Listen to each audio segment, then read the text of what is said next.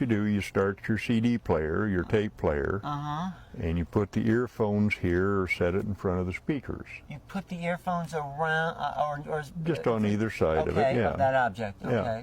And then? Or you have your speakers mounted here. Right.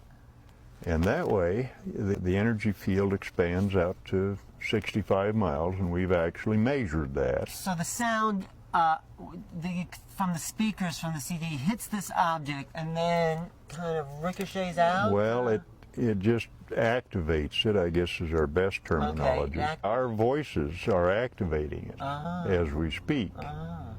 So is there something in a sacred geometric form, these three rings coming together? all of the Light Life technologies are based on the sacred cubit from Egypt. The cubit being a measure of length. This measurement, as we know now, as a cubit, appears to be based on a specific wavelength in the gravity field, which is responsible for the construction of physical matter. 20.5 inches. Now, there were 19 different cubit lengths known in Egypt. The writing of Bruce Cathy, who is a researcher out of New Zealand, and he had described this so-called sacred cubit as being a harmonic number. The 20.6-inch number is related to a number of natural constants. It's a harmonic of the radius of the hydrogen atom. It's 6 times the acceleration of gravity. It's the number related to the mass at the center of a light field. And the Egyptians probably knew something about this. I mean, well, I think they were not from planet Earth. I think they were from the planet. I mean, you've come up with this technology that's really... well, I'm just an old hillbilly that we see a tremendous increase in plant growth, in crop yield. Fisheries are cleaned up. There's no toxic algae in the onshore waters, nearshore waters. Finger ring. Oh, a finger. What's the finger ring do?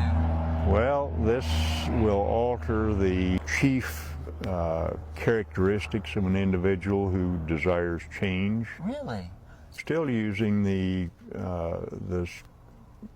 so-called sacred geometry, but we're incorporating the concept of the global scaling, which deals with the gravity wave, and the logarithmic scale in the circumference of the ring, and that will which matches the individual's own life energy frequency.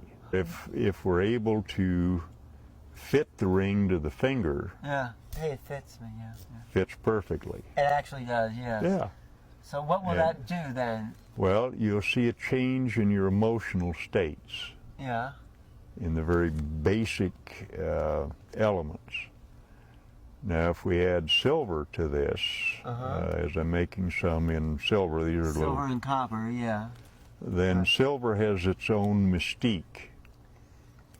And silver has mystical, alchemical, mythical, and actual physical properties. Like gold itself. Like gold. Yeah.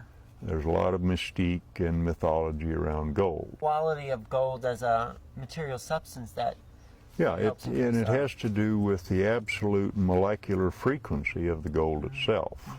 And so you're an old alchemist. This is what the alchemists were really after. Absolutely. We understand it from that viewpoint.